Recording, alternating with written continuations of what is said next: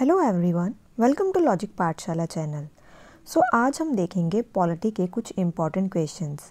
ये सब क्वेश्चंस आपके एग्ज़ाम में पूछे गए हैं, तो ये सब के सब क्वेश्चंस आपके एग्ज़ाम के पॉइंट ऑफ व्यू से इम्पॉर्टेंट है।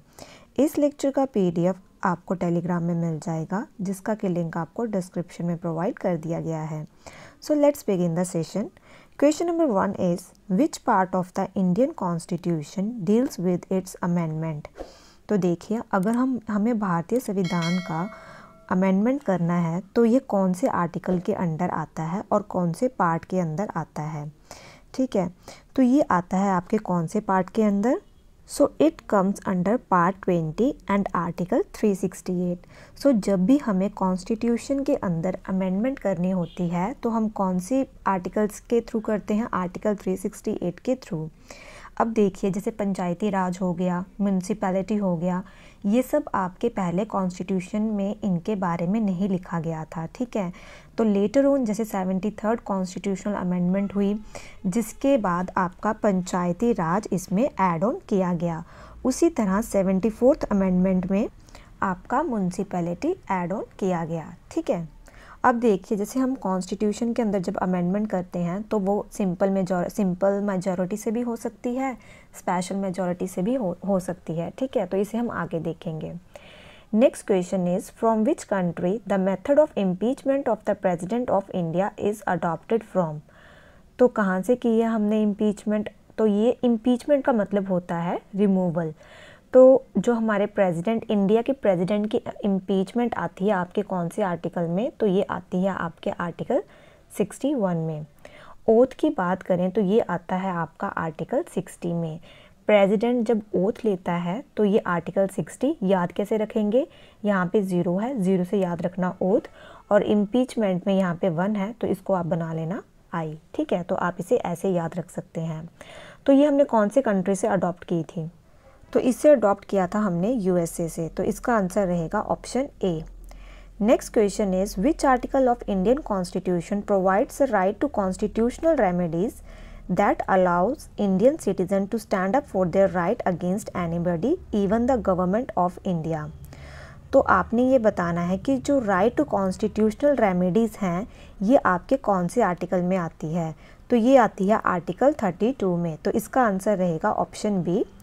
Article 32 provides the right to constitutional remedies, जिसका मतलब क्या है कि पर्सन के पास राइट है, वो सुप्रीम कोर्ट भी जा सकता है और हाई कोर्ट भी जा सकता है अगर उसके फंडामेंटल राइट्स को किसी ने क्या किया है, उसके फंडामेंटल राइट्स का हनन हुआ है। ठीक है, while supreme court has the power to issue writ under article 32, अगर आपके फंडामेंटल राइट्स वायलेट होते हैं तो आप सुप्रीम कोर्ट में जा सकते हैं, और ये आपका आएगा जो रिट्स इशू करता है कोर्ट, वो आता है आर्टिकल अंडर 32। और अगर बात करें हाई कोर्ट की, अगर आपके फंडामेंटल राइट्स वायलेट हुए हैं और आप हाई कोर्ट में जाते हैं तो यही सेम पावर जो रिट इशू करने की है हाई कोर्ट में आती है आर्टिकल 226 में। तो ये दोनों के दोनों पॉइंट आपके लिए बहुत इंपॉर्टेंट है। Next question is, who among the following is the supreme commander of Indian armed forces. तो सुप्रीम कमांडर कौन होता है तीनों फोर्सेस का, जिसके अंदर आपकी आती है army, air force and navy.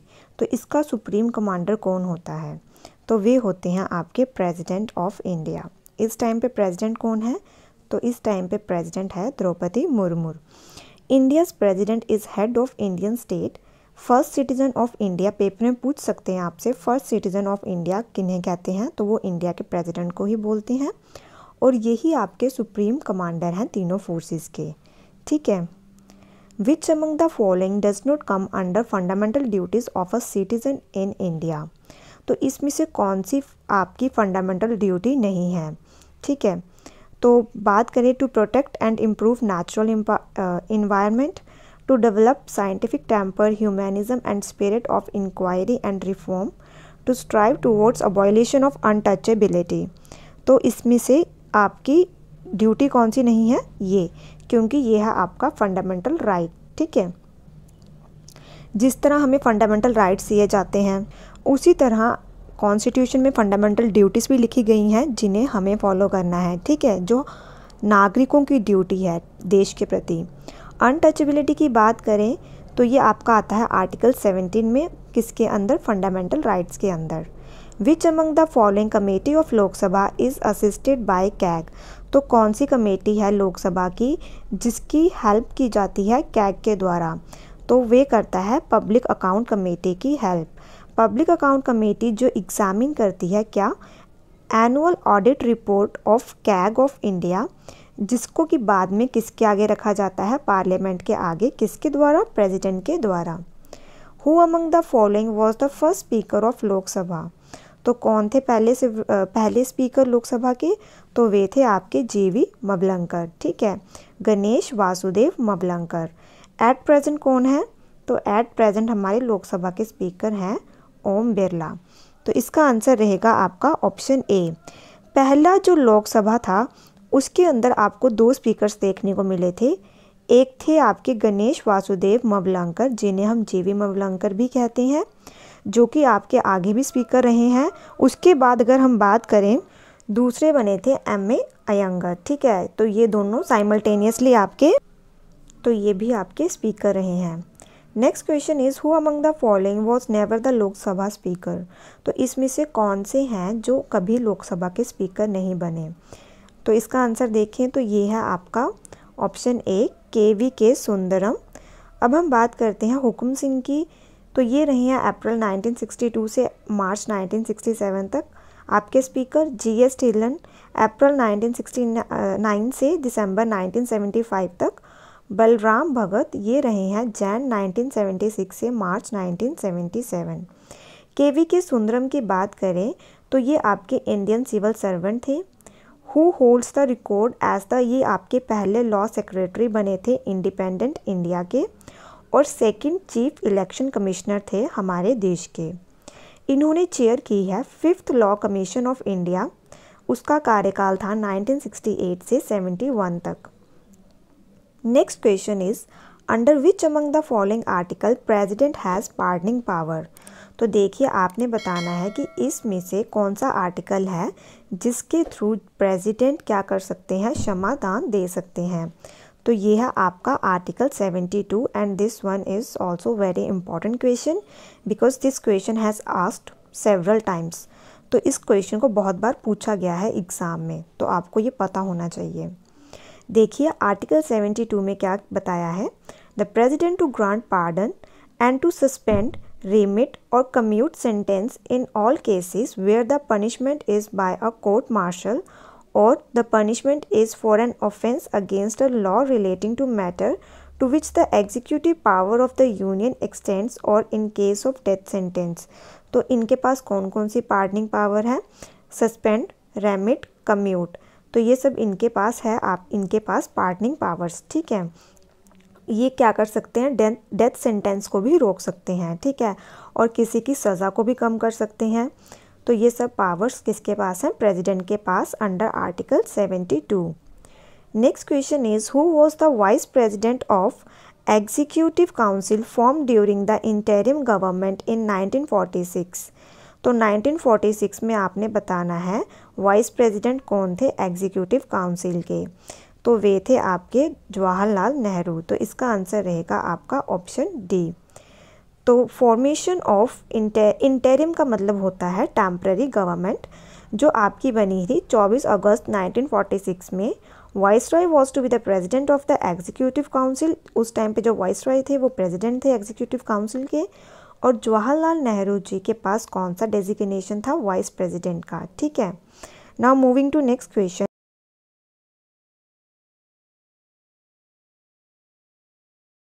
Termination of Indian citizenship by the central government. तो आपने ये बताना है कि इसमें से कौन सा कंपलसरी कंडीशन नहीं है टर्मिनेशन के लिए। किसी की सिटीजनशिप को अगर टर्मिनेट करना है तो इसमें से कौन सा कंपलसरी कंडीशन नहीं है। तो इसका आंसर रहेगा option D, the citizen have been residing out of India for 5 years. तो उसकी सिटीजनशिप को टर्मिनेट नहीं किया जाएगा। तो ये बात करें अगर ये सेकंड एंड थर्ड, अगर तुम डिसलॉयल्टी दिखाते हो कॉन्स्टिट्यूशन के आपके रिगार्डिंग, और अगर हम इलीगल ट्रेड की बात करें या सिटीजनशिप ली जाए बाय फ्रॉड, तो इन सब केसेस में जो सिटीजनशिप को क्या कर दिया जाएगा, टर्मिनेट। तो ये यहाँ पे कंडीशंस बताई हैं, सिटीजनशिप ऑफ अ पर्सन को कंपल्सरी टर्मिनेट कब किया जाता है? जब एक पर्सन बाहर रहता है 7 साल के लिए कंटिन्यूसली, ठीक है, कंटिन्यूसली वो 7 साल से बाहर रह रहा है। सेकंड है आपका, तब सिटीजनशिप को टर्मिनेट किया जाता है जब एक पर्सन को इम्प्रिजनमेंट हो जाए, जेल हो जाए किसी कंट्री में for 2 years. Next question is which of the following provision can not be amended bye simple majority. तो जैसे हमने अमेंडमेंट की बात की थी, तो ये आता है आपका आर्टिकल 368 में, और कौन से पार्ट में आता है? 20। तो इसमें बात की गई है कि इसमें से कौन सा प्रोविज़न है जिसे हम सिंपल मेजॉरिटी से अमेंड नहीं कर सकते। तो अमेंडमेंट जब हम करते हैं कॉन्स्टिट्यूशन की, तो ये भी अलग अलग तरह की रहती है, इसे हम अभी डिस्कस करेंगे। तो पहले हम इस क्वेश्चन में देखते हैं कौन सी है आपकी जो सिंपल मेजॉरिटी से अमेंड नहीं होता। तो वे है आपके डायरेक्टिव प्रिंसिपल्स। कौन से आर्टिकल में आते हैं ये आपके आते हैं आर्टिकल 36 से 51 के बीच। तो बात करें आर्टिकल 368 की, तो इसके अंदर आपको 2 तरह की अमेंडमेंट देखने को मिलेगी। One is amendment by simple majority and the other one is amendment by special majority. और इसके अंदर इन्होंने ये बताया है कि जो आपके प्रोविजंस अमेंड करे जाते हैं, जो स्पेशल मेजॉरिटी के थ्रू अमेंड होते हैं, उसमें आता है फंडामेंटल राइट्स, डायरेक्टिव प्रिंसिपल्स, ठीक है। In whose name all executive actions of the government of India are taken. तो किसके नाम पे एग्जीक्यूटिव एक्शंस लिए जाते हैं? तो ये लिए जाते हैं प्रेसिडेंट। तो इसका आंसर रहेगा option A. Next question is who advises the president with regard to the appointment of important officials like attorney general of India, controller and auditor general of India.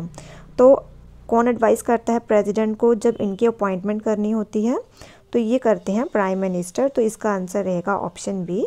It is the prime minister who advises the president regarding the appointment of important officials, जैसे कि attorney general of India which comes under article 76। CAG जो आपका article कौन से में आता है ये आप मुझे कमेंट बॉक्स में बताएंगे। फिर बात करें chairman and member of UPSC, आपका इलेक्शन कमिश्नर, ठीक है। तो ये सब आपके, और फाइनेंस कमीशन, और भी जो इम्पोर्टेंट पोर्टफोलियोज़ हैं उन सबको प्रेसिडेंट अपॉइंट करता है, लेकिन किसकी एडवाइस से? प्राइम मिनिस्टर की। Which of the following are the grounds on which national emergency can be declared. अब उन्होंने कहा कि जब नेशनल एमरजेंसी लगाई जाती है तो कौन से रीज़न के कारण नेशनल एमरजेंसी लगाई जाती है। पहली बात तो ये आपके आर्टिकल 352 में आती है। एक होती है आपकी प्रेसिडेंट रूल और आपकी कॉन्स्टिट्यूशनल इमरजेंसी, आर्टिकल 365। और आप मुझे कमेंट बॉक्स में ये बताएंगे कि फाइनेंशियल इमरजेंसी कौन सी आर्टिकल में आती है। इस क्वेश्चन में बात की गई है नेशनल इमरजेंसी, तो ये लगाई जाती है एक्सटर्नल एग्रेशन और आर्म्ड रेबेलियन के ग्राउंड्स पे। तो इसका आंसर रहेगा आपका option D. Now moving to next question, the pension of retired जज of high court is charged on. तो देखिए, एक जज है हाई कोर्ट का जो कि रिटायर हो जाता है, तो उसकी जो पेंशन आती है वे कहाँ से आती है? तो वे आती है कंसोलिडेटेड फंड ऑफ इंडिया से। अगर इस क्वेश्चन में ऐसा पूछा जाता सैलरी ऑफ जज ऑफ हाई कोर्ट, तो ये आपकी कहाँ से चार्ज की जाती है? सैलरी की बात करें हाई कोर्ट के जज की, तो ये चार्ज होती है कंसोलिडेटेड फंड ऑफ स्टेट से। तो अक्सर पेपर में ये दोनों क्वेश्चन आपके बनते हैं, ठीक है। Question number 17 is where is the headquarters of national green tribunal. तो इसके हेडक्वार्टर हैं आपके न्यू दिल्ली में।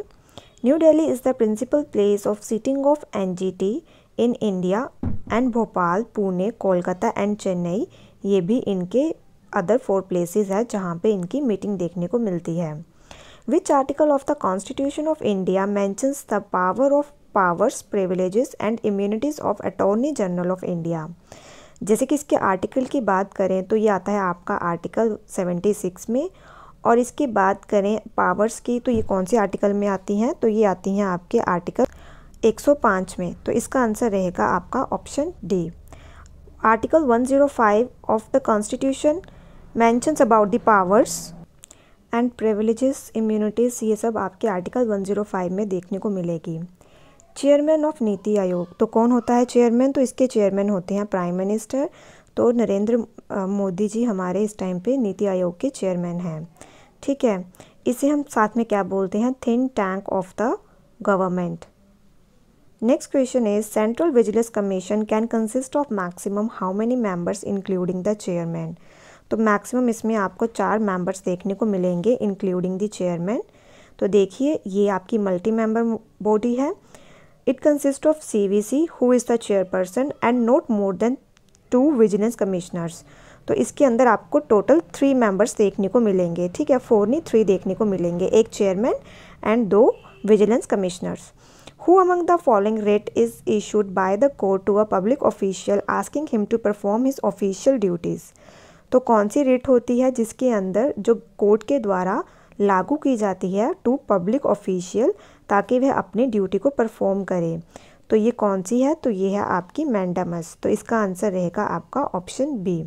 मैंडामस ये आपका लैटिन वर्ड है जिसका मतलब क्या है? We command. तो अक्सर पेपर में आपको ये भी देखने को मिल सकता है, ठीक है। It is a writ order from the Supreme Court or High Court to a lower court or tribunal or public authority to perform a public or statutory duty।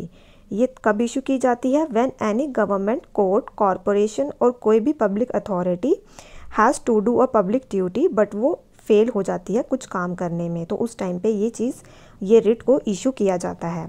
The tenure of member of लोक सभा is for how many years? तो ये रहता है आपका 5 साल का tenure. तो इसका आंसर रहेगा option D. Member of Lok Sabha hold their seats for 5 years और until the body is dissolve by the president on the advice of council of ministers. इनको इलेक्ट कैसे किया जाता है? By adult universal suffrage and first past the post system to represent their representative constituencies. तो देखिए universal adult suffrage में क्या रहता है? जो लोग 18 ईयर्स और 18 से अबव होते हैं उन्हें क्या रहता है? Right to vote.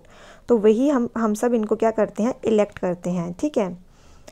फिर आगे जाके ये इलेक्ट करते हैं राज्यसभा के आपके MPs को।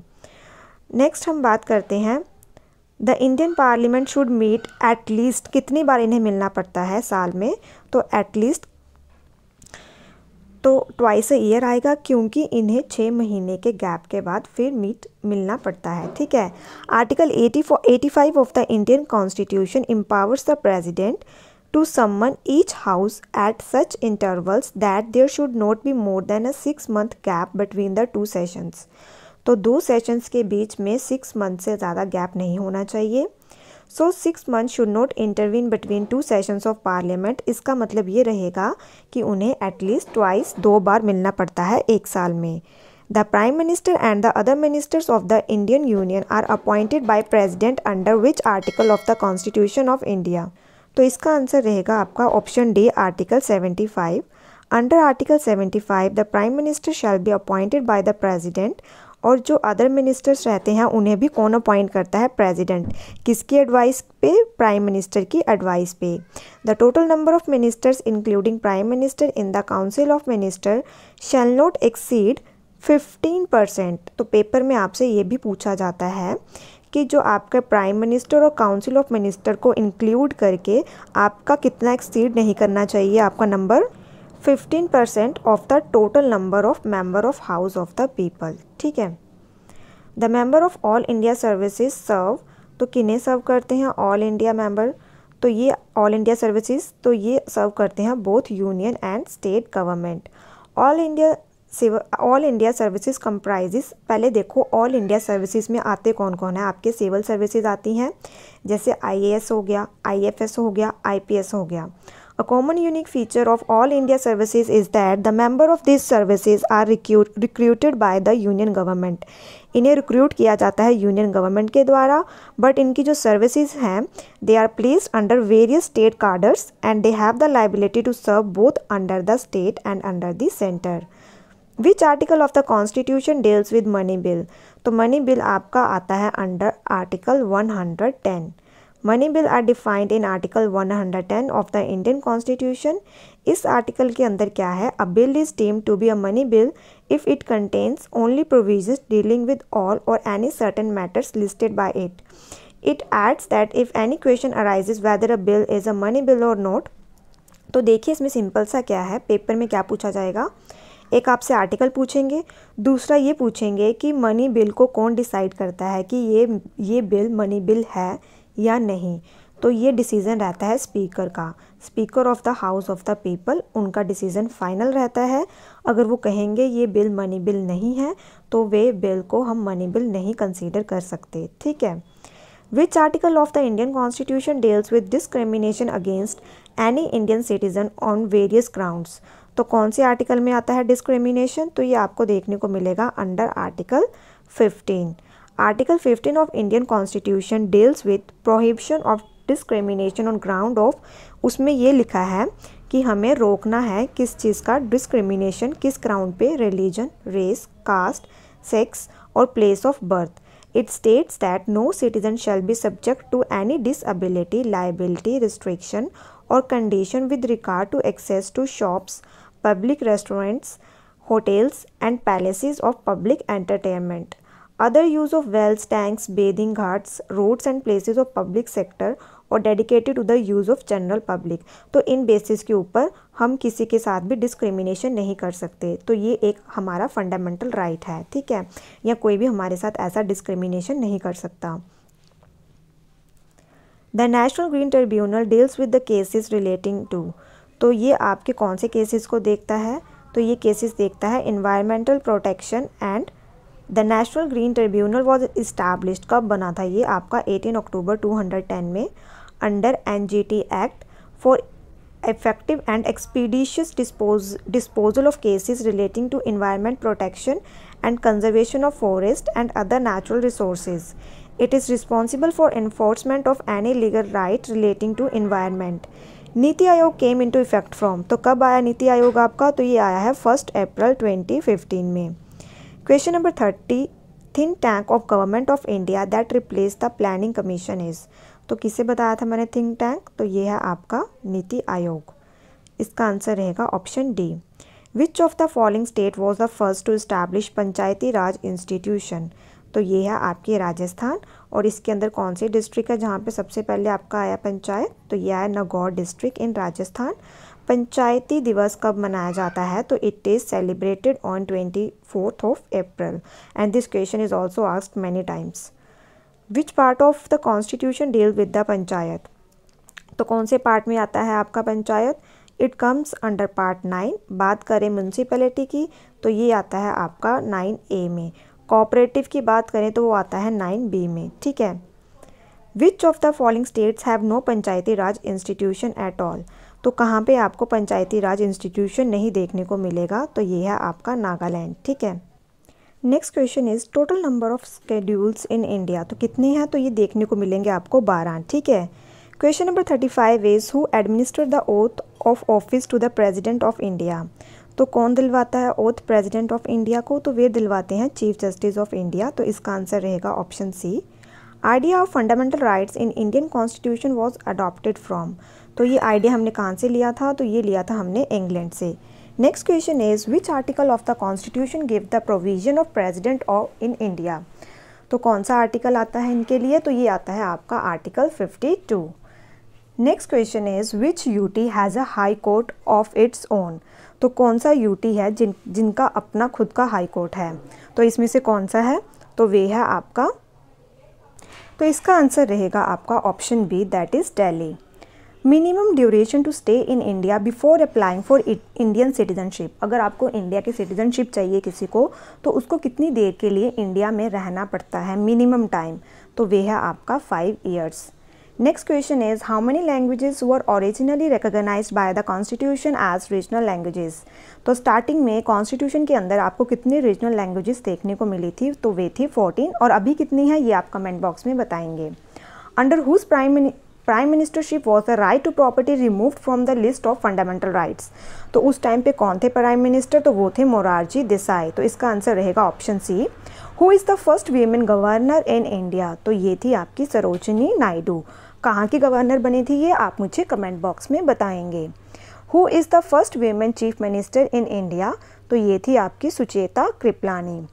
What is the intermediate year of Panchayati Raj system is called, तो देखिए पंचायती राज जो आपका है ये 3 टियर सिस्टम है। तो इसके अंदर उन्होंने पूछा इंटरमीडिएट में कौन सा आता है? तो वे आता है आपका पंचायत समिति, क्योंकि सबसे ऊपर आपका रहता है जिला परिषद, फिर आपका रहता है पंचायत समिति, फिर आता है आपका ग्राम सभा, ठीक है। Next question is if both the office of president and vice president vacant, अगर प्रेसिडेंट और वाइस प्रेसिडेंट का ऑफिस वेकेंट है, उस पोजीशन पे कोई नहीं है, तो उस टाइम पे प्रेसिडेंट कौन एक्ट करता है? तो उस टाइम पे प्रेसिडेंट एक्ट करता है आपके chief justice of India. Who was the president of India at the time of emergency in 1975? तो इस टाइम पे प्रेसिडेंट कौन थे जो जब 1975 की एमरजेंसी लगी थी? तो इस टाइम पे प्रेसिडेंट थे फ़खरुद्दीन अली अहमद। तो इसका आंसर रहेगा आपका option C, who is considered as the chief architect of Indian constitution. तो ये तो आप सभी को पता होगा, BR अम्बेडकर जी को कहा जाता है chief architect. Which is the first state to be formed on the basis of language? तो कौन सी पहली स्टेट बनी थी? तो ये बनी थी आपकी Andhra Pradesh. Next question is who was the first Muslim president of INC? तो कौन थे? तो ये थे आपके बदरुद्दीन तैयब जी। कौन से सेशन को इन्होंने प्रिसाइड किया था? तो ये आप मुझे कमेंट बॉक्स में बताएंगे। Joint session of parliament is presided bye, तो कौन करता है प्रिसाइड इसको? तो वे करता है स्पीकर ऑफ लोकसभा। तो इसका आंसर रहेगा ऑप्शन ए। तो यहाँ पे हमारा ये आज का सेशन ख़त्म होता है। आई होप आपको ये सेशन अच्छा लगा हो। Thank you so much for watching this session. जो भी क्वेश्चंस मैंने आपसे पूछे हैं ये मैं आपको पहले वाली वीडियोज़ में करा चुकी हूँ, ठीक है। Thank you so much.